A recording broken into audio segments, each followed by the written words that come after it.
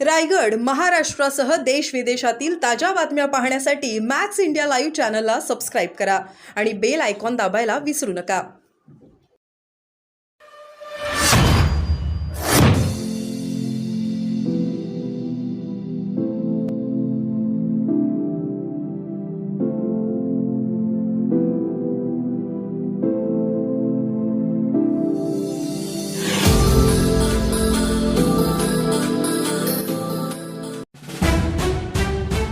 शिवसेना रायगड जिल्हा संपर्क प्रमुख प्रकाश देसाई यांचा तडकाफडकी राजीनामा।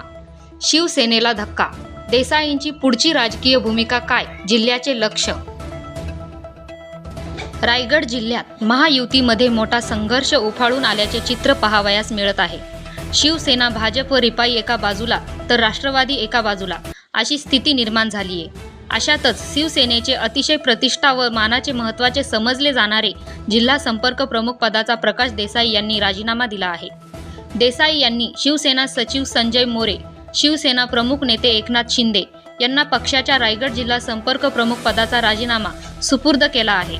आपण पदाचा राजीनामा दिला असल्याची माहिती प्रकाश देसाई यांनी आज पत्रकार परिषद घेऊन दिली। दैनंदिन व्यस्त जीवनशैली व दैनंदिन कामातून पक्षाच्या कामास आवश्यक तो वेळ देता येत नसल्याने तसेच पक्षासाठी समाधानकारक काम करता येत नसल्याने आपण राजीनामा देत असल्याचे देसाई यांनी राजीनामा पत्रात म्हटले आहे। पक्ष संघटना वाढीचे कौशल्य, दांडगा जनसंपर्क, वक्तृत्व, कर्तृत्व व प्रभावी नेतृत्व गुण असलेल्या प्रकाश देसाई यांना संपर्क प्रमुख पदाचा राजीनामा दिल्याने शिवसेनेला मोठा धक्का बसला असल्याचे बोलले जात आहे। तर देसाई पुढची राजकीय भूमिका काय घेणार याकडे संपूर्ण जिल्ह्याचे लक्ष लागले आहे। याच वेळी देसाई यांनी शिवसेनेच्या सर्व वरिष्ठ नेत्यांचे, पदाधिकारी, कार्यकर्ते यांचे देखील आभार मानले आहेत। तसेच राजीनामा देण्यामागे कुणावरही नाराजी नसल्याचे म्हटले आहे। मात्र याच वेळी त्यांनी एक खंत व्यक्त करताना काही लोकांनी पक्षात पदे अडवून ठेवली असून पक्षाच्या कामात सुसूत्रता दिसत नसून नेतृत्व गुण व कार्य नसलेल्या व्यक्तींना देखील पदे दिली जात आहेत।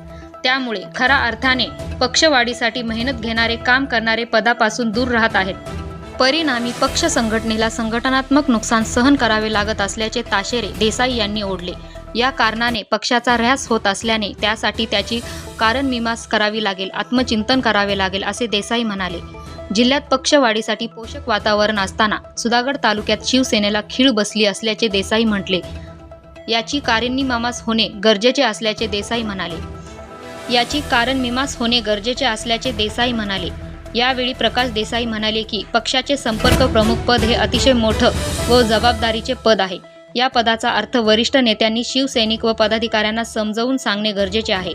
हे पद सर्वोच्च नेते, पक्षाचे सचिव यांच्याशी समन्वय ठेवून आपली बाजू प्रगल्भपणे मांडण्याचे बौद्धिक कौशल्य त्याकडे हवे असते। त्यामुळे रायगड जिल्ह्यात हे पद मोठ्या कर्तृत्ववान व दांडगा जनसंपर्क, वक्तृत्व व नेतृत्व गुण असणाऱ्या पदाधिकारी, कार्यकर्त्याला द्यावे अशी ही विनंती त्यांनी पत्रकार परिषदेत केली। Dhammasheel Sawant, news bureau, Raigad.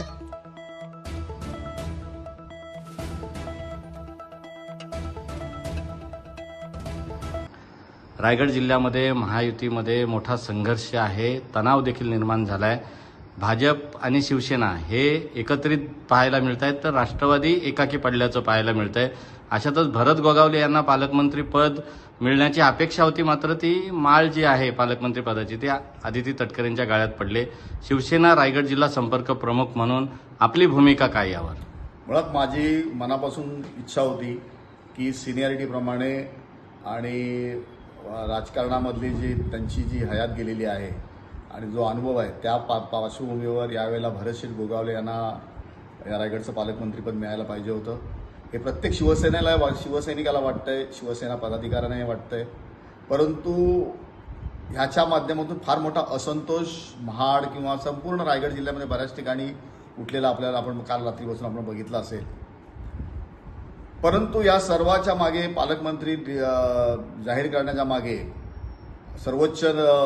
महाराष्ट्राचं सर्वोच्च नेतृत्व मुख्यमंत्री सन्माननीय देवेंद्रजी फडणवीस साहेब, उपमुख्यमंत्री सन्माननीय एकनाथजी शिंदे साहेब म्हणजे आमच्या पक्षाचे प्रमुख नेते, त्याचप्रमाणे उपमुख्यमंत्री सन्माननीय अजितदादा पवार साहेब यांनी सर्वांनी एकमुखाने घेतलेले सगळे निर्णय आहे आणि त्यामुळे त्याच्यामागे काहीतरी त्यांची भूमिका असेल, काहीतरी त्यांची स्ट्रॅटेजी असेल आणि त्या माध्यमातून त्यांनी हा निर्णय घेतला असावा असं मला प्रामाणिकपणे वाटतं. भविष्यामध्ये शिवसेना पक्षापासून आपण त्या ठिकाणी दुरावण्याचा आपला विचार असल्याचं बोललं जात आहे. काय नेमकं?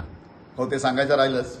मुळात मी आज सकाळीच शिवसेनेचे सचिव सन्माननीय संजयजी मोरे साहेब तसेच पक्षाचे प्रमुख आणि महाराष्ट्राचे उपमुख्यमंत्री सन्माननीय एकनाथजी शिंदे साहेब यांच्याकडे मी माझ्या रायगड जिल्हा शिवसेना संपर्क प्रमुख पदाचा राजीनामा लेखी स्वरूपात पाठवलेला आहे.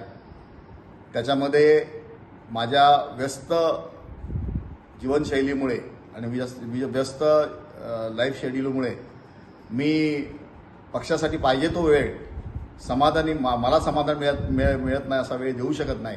त्यामुळे माझ्या पदाचा राजीनामा देत आहे असा उल्लेख केला आहे.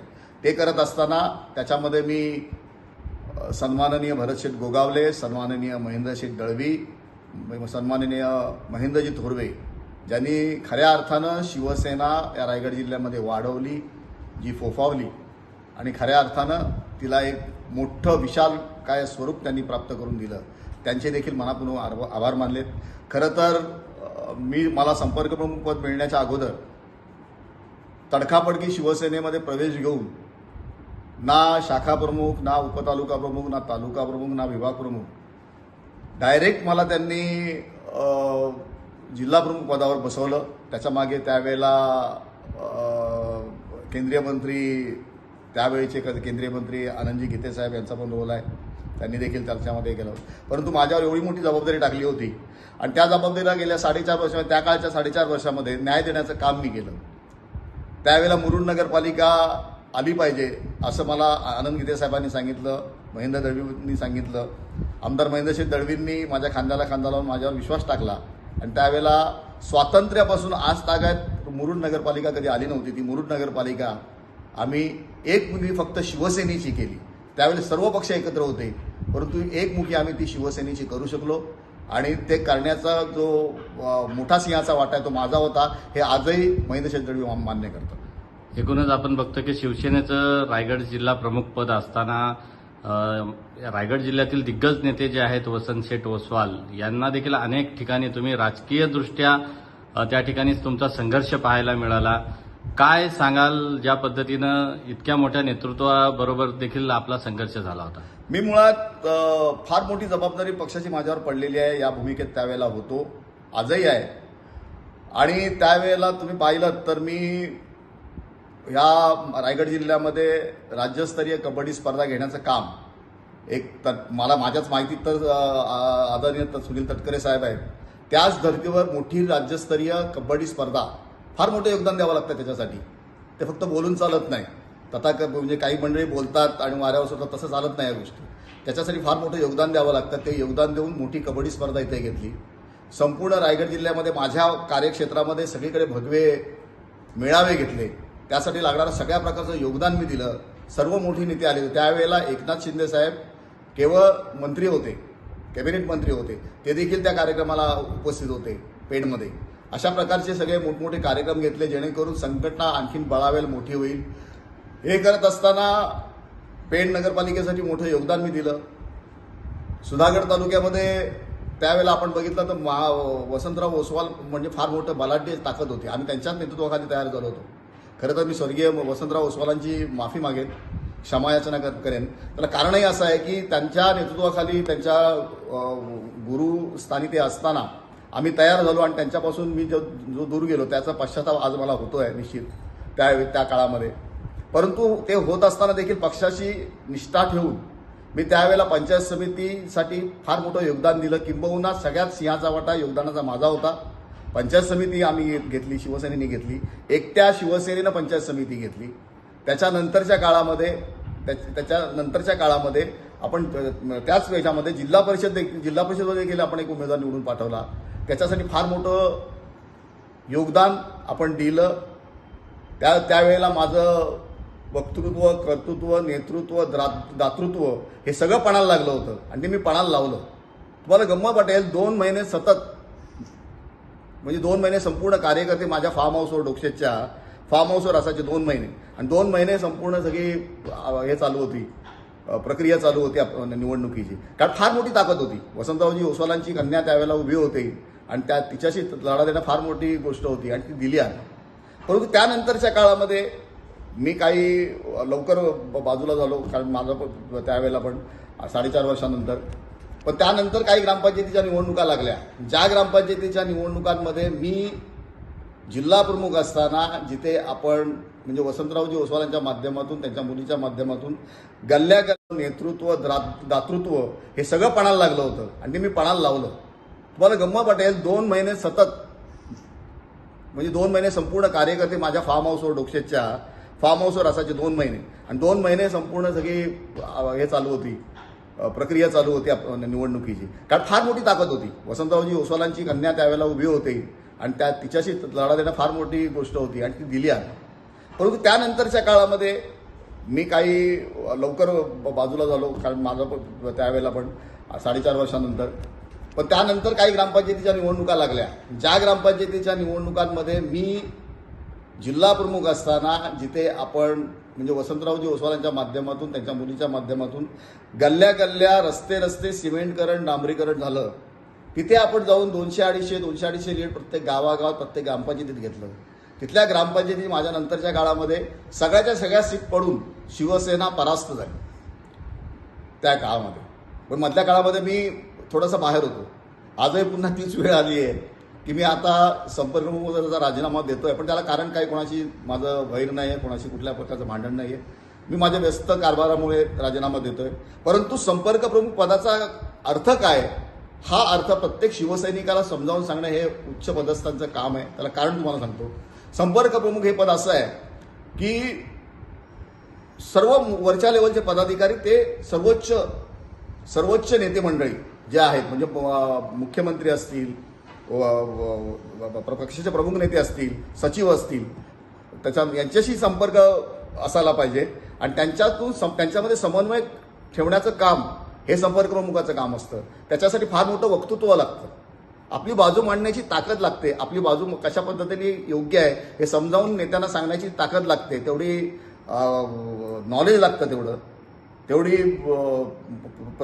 प्रभुत्व लागतं तुमचं बोलण्यावर, या सगळ्या गोष्टीवर. आणि सगळ्यात महत्त्वाचं म्हणजे कुठलंही मोठं पद म्हटलं की त्याच्यामध्ये दातृत्व आलंच. आज तटकरे साहेबांचं जर तसं बघितलं तर आपण विचार केला तर केवढे मोठे बलाढ्य कार्यक्रम त्यांनी राबवले. भरतशेठ गोगावलेंचं तर बघितलं तर केवढे मोठे बलाढ्य मोठमोठे कार्यक्रम त्यांनी राबवले, केवढे मोठमोठे उपक्रम राबवले. त्याशिवाय नेते तयार होत नाही. माझ्या घरी आणि मला नेता म्हणा असं जर आपण लोकांना सांगितलं तर ते हास्यास्पद ठरेल. जी माणसं नगरपालिकेच्या नगरसेवकाच्या निवडणुकांमध्ये जर एका अल्पसंख्याक माणसामधून कडून पराभूत होतात, मोठ्या मताच्या फरकाने पराभूत होतात, अशा माणसांना जर जिल्ह्याच्या पदावर घेतलं तर पक्ष कसा वाढेल, या सर्व गोष्टींचा अभ्यास केला गेला पाहिजे पक्षामध्ये. कोणालाही काही घ्यायचं, कोणी काय कुणालाही कुठल्या पदावर नेमायचं, अशा गोष्टी काही घडल्या त्या गोष्टी देखील मला पटलेल्या नाहीत. हेही कारण आहे की बऱ्याचशा गोष्टी कोणी कोणाला लेटर देते, कोणी कोणाचं नेमणुका करते, काही प्रकार चाललेले आहेत. हे अशा ज्या गोष्टी घडलेल्या आहेत ह्या गोष्टीमुळे संघटनेचा ऱ्हास झालेला आहे. भविष्यामध्ये याच्यासाठी खूप मनोविश्लेषण करावं लागेल, आत्मचिंतन करावं लागेल. संघटनेतल्या वरिष्ठ पदाधिकाऱ्यांना, जे नावासाठी नेमलेले पदाधिकारी त्यांचा काहीच अर्थ नाही, त्याच्यामध्ये त्यांनी काहीच फरक पडणार नाही. परंतु मी ज्या तालुक्यामध्ये राहतो त्या तालुक्यामध्ये संघटनेची अवस्था अतिशय खराब आहे, हे सगळ्यांना माहीत आहे. आज किती ग्रामपंचायती शिवसेनेकडे आहेत ह्या देखील विचार करण्याचा आहे. ज्या शिवसेना आहेत ते भाजपकडे चाललेले आहेत, कुठल्या तरी पक्ष राष्ट्रवादीकडे, अशी परिस्थिती आहे. तर ह्या गोष्टीचा सगळ्याचा अभ्यास केला गेला पाहिजे आणि त्या पद्धतीने संघटनेचं काम जर केलं तर संघटना निश्चितच उदयास येईल, चांगल्या पद्धतीने पुढे येईल आणि ती खऱ्या अर्थाने हिंदू हृदय सम्राट शिवसेना प्रमुख बाळासाहेब ठाकरे यांना श्रद्धांजली ठरेल. आणि खऱ्या अर्थानं तरच ते पदाधिकारी, पक्ष नेते एकनाथजी शिंदे साहेबांची हाताची थाप आपल्या पाठीवर मारून घेण्यासाठी पात्र ठरतील. जागतिक पर्यटन स्थळ असलेल्या मुरुड या नगर परिषदेवर सत्ता यावी म्हणून आपण अतिशय मोठं योगदान दिल्याचं म्हटलं जात आहे. त्याबरोबरच पाली सुधागड पंचायत समितीमध्ये देखील सत्ता येण्यासाठी आपले प्रयत्न मोठ्या प्रमाणावर शर्तीचे होते. अशा परिस्थितीमध्ये जिल्ह्याचं नेतृत्व करत असताना सुधागडमध्ये ही फळी आणि शिवसेनेची ताकद कमी का झाली, कमकुवत का झाली, सहकार्य निकामी ठरलेत का, काय नेमकं? कसं असतं की पक्षामध्ये काम करत असताना की ज्या वेळेला तुम्हाला कुठलं पद देतात जबाबदारी जशी वाढते तर संयम देखील महत्वाचा असतो. तो संयम या पद्धतीचा असावा लागतो की संयमाने आपण आपली बाजू वरच्या नेत्यांकडे मांडणे, त्याच्यानंतर आपण खऱ्या अर्थानं काय आहे वरच्या नेत्याची दिशाभूल करून काहीतरी मिळवायचं, वरच्या नेत्याची दिशाभूल करायची, लोकांना सांगायचं हे आम्ही असं केलंय, आम्ही तसं केलंय. मुळात परिस्थिती ती तालुक्यात नसतेच किंवा त्या गावात नसतेच, तरी देखील वरती काहीतरी दिशाभूल करायची आणि काहीतरी करून घ्यायचं आणि स्वतःचं नाव कुठेतरी हे करायचं. बॅनर लावून आणि फ्लेक्स लावून कोण मोठं होत नाही. तुम्हाला लोकांच्या चुलीपर्यंत जावं लागतं, लोकांच्या हृदयावर राज्य करावं लागतं. खऱ्या अर्थानं तुम्हाला आतमध्ये त्यांच्या हृदयामध्ये शिरावं लागतं, तेव्हा खऱ्या अर्थाने तुम्ही लोकांना कळता. लोकांच्या संकट समय तुम्हाला उपयोगाला पडावं लागतं. लोकांच्या सार्वजनिक कार्यक्रमांमध्ये तुम्हाला सहभाग द्यावा लागतो. केवळ सहभाग नाही, योगदान द्यावं लागतं. तेव्हा तुम्ही खरे तर मोठे होता. आता 12-15 वर्ष मी जवळजवळ राष्ट्रवादीमध्ये असल्यापासून जवळजवळ मी दहीहंडी घेतोय, दहीहंडीचे कार्यक्रम घेतोय, नाट्यस्पर्धा राज्यस्तरीय घेतोय, त्याच्यानंतर इतर सगळ्या प्रकारचे कार्यक्रम, त्याच्यासाठी सगळं योगदान मी देतोय म्हणजे. परंतु काही गोष्टी मनात झाल्या नसल्यामुळे मला असं वाटलं की एकतर आपलं संपूर्ण व्यस्त जीवन आहे आणि त्याच्यामध्ये कारण नसताना हे आणखीन वेगळ्या प्रकारचं कारण नसताना मनस्ताप घेण्यापेक्षा आपण पदाचा राजीनामा देऊन शिवसैनिक म्हणून राहावं असं माझ्या मनात आलं. त्यामुळे मी राजीनामा दिला. शिवसेनेसारख्या सत्तेत असलेल्या पक्षाचं मोठं प्रतिष्ठेचं आणि चांगलं मानाचं पद आपल्याकडे आहे संपर्क प्रमुख म्हणून, त्याचा तुम्ही राजीनामा देताय. मात्र भविष्यामध्ये हा राजीनामा दिल्यानंतर कोणत्या पक्षाकडं आपला कल आहे, कोणते नेते आपल्या संपर्कात आहेत का, भविष्यात राजकीय वाटचाल असेल, सामाजिक वाटचाल असेल, त्या संदर्भात काय सांगा? रायगड जिल्हा शिवसेना संपर्क प्रमुख पद हे मुळात सर्वोच्च पद आहे. सर्वोच्च पद आहे. जिल्हा प्रमुख देखील हे पद देखील नंतर आहे, हे सगळ्यांना माहीत आहे. मी त्या पदाचा राजीनामा देतोय म्हणून बॅनर लावण्यासाठी किंवा गाडीवर पाटी लावण्यासाठी ते पद वापरायचं, त्या पदाला जर आपण न्याय देऊ शकत नसेल किंवा त्या पदाची अवहेलना कोणाकडून होणार असेल तर त्या पदावर राहणं हे मला वाटत नाही की मी अतिशय सुसंस्कृत, वेल कल्चर, वेल एज्युकेटेड कार्यकर्ता असल्यामुळे मला या सगळ्या गोष्टी मान्य नाहीत. माझं स्वतःच्या वक्तृत्वावर प्रभुत्व आहे, माझ्या दातृत्वावर माझं प्रभुत्व आहे, माझ्या नेतृत्वावर माझं प्रभुत्व आहे. सगळ्या गोष्टी असताना मला कुठल्या पक्षाकडे जावं लागेल असं मला वाटत नाही. मी सध्या वेट अँड वॉच करणार आहे. मी ठरवलेलं आहे की आपण थांबायचं आहे. मी थांबतोय. माझ्याकडे बऱ्याचशा ऑफर्स आत्ता येऊ लागलेल्या आहेत, आलेल्या आहेत. याच्यापूर्वी 2-4 महिन्यापासून काही पक्षांकडून, विविध पक्षांकडून आलेल्या आहेत. परंतु मी अजून कुठल्याही निर्णयापर्यंत पोहोचलेलो नाही आहे, कारण माझं हे शेड्यूलच एवढं, माझं कामाचं एवढं बिझी आहे की खूप काम माझ्याकडे पडलेलं आहे. आणि जीवन व्यवस्था शेवटी काय म्हणतात त्याला, ते गृहस्थाश्रम पूर्ण केल्याशिवाय इतर गोष्टीला वेळ देता येत नाही आपल्याकडे. असं एक आपल्याकडे हिंदू देशामध्ये आहे म्हण आहे की गृहस्थाश्रमची आपली कर्तव्य पूर्ण करायला पाहिजेत. त्या माध्यमातून मी सध्या काम करतोय. त्यामुळे मी राजीनामा देतोय. परंतु राजीनामा देत असताना ह्या पदावर शिवसेना संपर्क प्रमुख म्हणून अतिशय कुवत असलेला, ज्याच्याकडे खऱ्या अर्थानं स्वतःची नव्हे तर आपल्याबरोबर असलेल्या कार्यकर्त्यांचीच नव्हे तर आपल्या संपूर्ण क्षेत्राची, त्याचप्रमाणे वरच्या नेतृत्वाची आणि खालच्या नेतृत्वांचं समन्वय राखण्याची ताकद असली पाहिजे. त्याच्यासाठी नेतृत्व, तेच म्हणतोय पुन्हा एकदा की नेतृत्व, दातृत्व आणि कर्तृत्व असलेलाच कर्तबगार